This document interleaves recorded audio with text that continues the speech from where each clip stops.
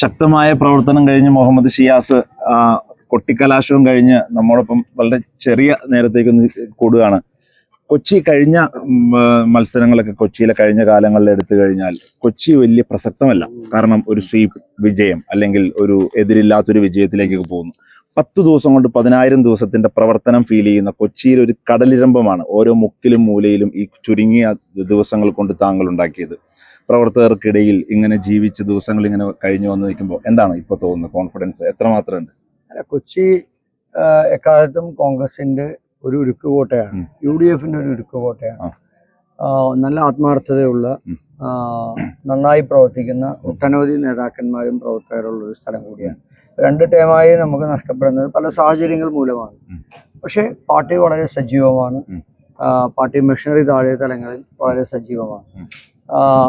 ഒരു തെരഞ്ഞെടുപ്പിന്റെ പ്രവർത്തന രംഗത്തും ഇതിനു മുമ്പ് തദ്ദേശ തെരഞ്ഞെടുപ്പും പാർലമെന്റ് തെരഞ്ഞെടുപ്പും സംഘടനാപരമായിട്ടുള്ള പ്രവർത്തനങ്ങൾ ഒരു DCC പ്രസിഡന്റ് എന്നുള്ള രീതിയിൽ കഴിഞ്ഞ 5 വർഷക്കാലത്തോട് അടുപ്പിച്ച് ചെയ്ത പ്രവർത്തനങ്ങളും എൻ്റെ സംഘടനാപരമായിട്ടുള്ള വിദ്യാർത്ഥി യുവജന കാലഘട്ടത്തിലെ ബന്ധങ്ങളും ഒക്കെ ഉപയോഗപ്പെടുത്തി. അതൊന്നും ഒരു പുതുമയാർന്ന പ്രവർത്തനമല്ല ഇത്.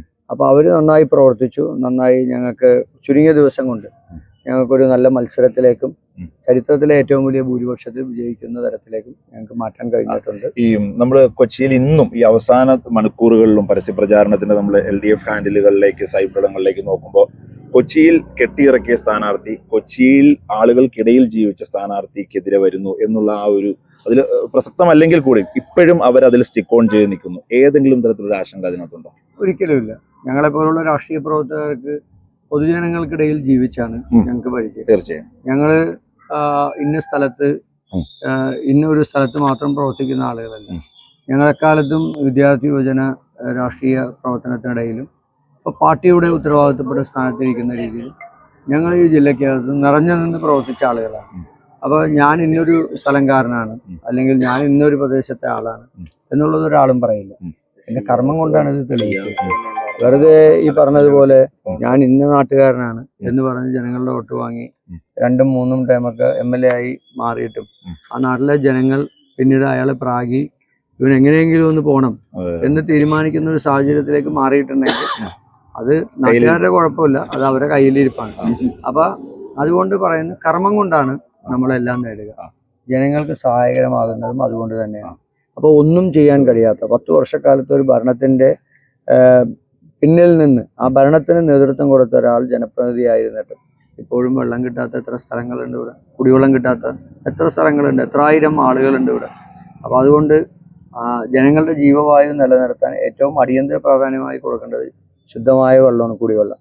അപ്പോൾ ജനങ്ങൾക്ക് ഒരു മനസാക്ഷിയില്ലാത്ത പ്രവർത്തനം നടത്തിയത് കൊണ്ടാണ് ഇതുവരെ അത് കൊടുക്കാൻ കഴിയാത്തത്. അപ്പോൾ ഇവർ തീരുമാനിച്ചിട്ടുണ്ട് ജനങ്ങൾക്ക് വെള്ളം പോലും കൊടുക്കില്ലെന്ന്. പക്ഷെ ഞങ്ങൾ വരും, ജനങ്ങൾക്ക് സുലഭമായി വെള്ളം കൊടുക്കും, അവർക്ക് നല്ല ചികിത്സ കൊടുക്കും. ആശുപത്രിയൊക്കെ തകർന്ന് തരിപ്പണമായി കിടക്കാണ്, നല്ല ആശുപത്രി ഉണ്ടാകും, കുട്ടികൾക്ക് നല്ല വിദ്യാഭ്യാസം കൊടുക്കും, ലഹരി മരുന്നിൻ്റെ പിടിയിൽ നിന്ന് അവരെ ഞങ്ങൾ മോചിപ്പിക്കും, അവർക്ക് കളിക്കാനുള്ള ഗ്രൗണ്ട് ഉണ്ടാക്കി കൊടുക്കും, അവർക്ക് വിദ്യാഭ്യാസം കഴിഞ്ഞു വരുന്ന കുട്ടികൾക്ക് നല്ല ജോലി കിട്ടാൻ ഈ പോർട്ടും ഞങ്ങളുടെ കൊച്ചിയിലെ പോർട്ടും അതുപോലെ ഹാർബറുകളും കേന്ദ്രീകരിച്ച് നമുക്ക് ഏറ്റവും ചരിത്രത്തിലെ ഏറ്റവും വിസ്മയകരമായിട്ടുള്ള പദ്ധതികൾ നമ്മൾ ഉമ്മൻചാണ്ടി സാറിൻ്റെ കാലഘട്ടത്തിൽ കൊണ്ടുവന്ന വിഴിഞ്ഞം പദ്ധതി ഉൾപ്പെടെയുള്ള പദ്ധതികളെ പോലെ തന്നെ നമുക്ക് പോർട്ടുകൾ കേന്ദ്രീകരിച്ച് ട്രേഡിംഗ് നടത്താൻ കഴിയാവുന്ന രീതിയിലേക്ക് പുതിയ തലമുറ ആ രീതിയിലേക്ക് കൂടി മാറണം. ആ രീതിയിലേക്ക് കൂടി നമ്മുടെ പുതിയ സംരംഭങ്ങൾ ഉണ്ടാകണം. ആ രീതിയിൽ നമുക്ക് വാങ്ങണം. നമ്മുടെ കുട്ടികൾക്ക് നാട്ടിൽ തന്നെ നല്ല വിദ്യാഭ്യാസം നേടാനും നല്ല തൊഴിൽ നേടാനൊക്കെ കഴിയണം. അപ്പോൾ മാതാപിതാക്കൾക്ക് അതൊരു വലിയ അനുഗ്രഹമാണ്. ഈ മക്കളൊക്കെ നാട് വിട്ടു പോകും. നാട്ടിൽ ചെറുപ്പക്കാരില്ല, ഇപ്പം ഒരു സ്ഥലത്തും ചെറുപ്പക്കാരില്ല.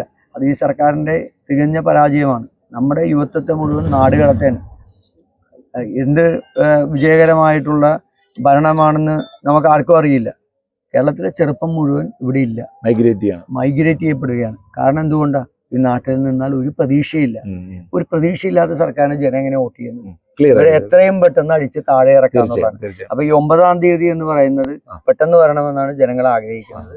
അപ്പൊ അതുകൊണ്ട് കൊച്ചി മാത്രമല്ല, കേരളത്തിലെ കോൺഗ്രസിന്റെ UDFന്റെ ചരിത്രത്തിലെ ഏറ്റവും മികച്ച നിയമസഭാ തെരഞ്ഞെടുപ്പ് വിജയമായിരിക്കും ഉണ്ടാകാൻ പോകുന്നത്.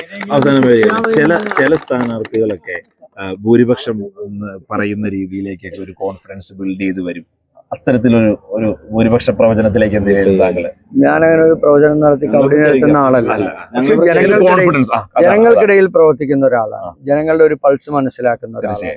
കഴിഞ്ഞ 2-3 തെരഞ്ഞെടുപ്പുകൾക്ക് നേതൃത്വം കൊടുത്ത ഒരാളെന്നുള്ള രീതിയിൽ വളരെ കൃത്യമായി എനിക്ക് പറയാൻ കഴിയും. ചരിത്രത്തിലെ ഏറ്റവും വലിയ കൊച്ചിയിൽ കിട്ടിയ ഏറ്റവും നിയമസഭാ തെരഞ്ഞെടുപ്പിൽ സ്ഥാനാർത്ഥിക്ക് കിട്ടിയ ഏറ്റവും മികച്ച ഭൂരിപക്ഷത്തിലേക്ക് എനിക്ക് എത്താൻ. വളരെ സന്തോഷം.